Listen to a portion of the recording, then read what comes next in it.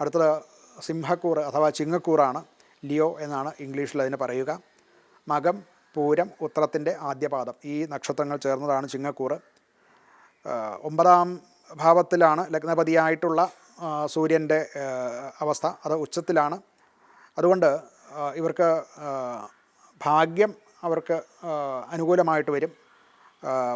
അതുകൊണ്ടുണ്ടാവുന്ന പല കീർത്തിയും സൗഖ്യവും ഒക്കെ അത് ഉണ്ടാക്കും. എന്നാൽ കേതു ലഗ്നത്തിലുണ്ട് എന്നുള്ളത് കൊണ്ട് വേണ്ടത്ര ആത്മവിശ്വാസത്തോടു കൂടി കാര്യങ്ങൾ ചെയ്യുവാൻ സാധിക്കാതെ വരും. ചില പ്രയാസങ്ങൾ, അതായത് മാനസിക സംഘർഷങ്ങളും ഒക്കെ ഉണ്ടാവുക, പരസ്പര വിരുദ്ധമായിട്ട് ചിന്തിക്കുകയും അങ്ങനെ പ്രവർത്തിക്കേണ്ടതായിട്ട് വരികയും ഒക്കെ ശ്രദ്ധിക്കേണ്ടതാണ്.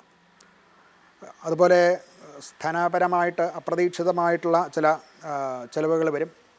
നമ്മൾ പ്രതീക്ഷിക്കാതെ കരുതി വച്ചിരുന്ന ധനം, മറ്റ് കാര്യങ്ങൾക്ക് വേണ്ടി കരുതി വെച്ചതായിട്ടുള്ള ധനം ഉദ്ദേശിക്കാത്ത കാര്യങ്ങൾക്ക് വേണ്ടി ചിലവ് ചെയ്യേണ്ടതായിട്ട് വരും. അഷ്ടമത്തിലാണ്, ധനപതി അഷ്ടമത്തിലാണ്.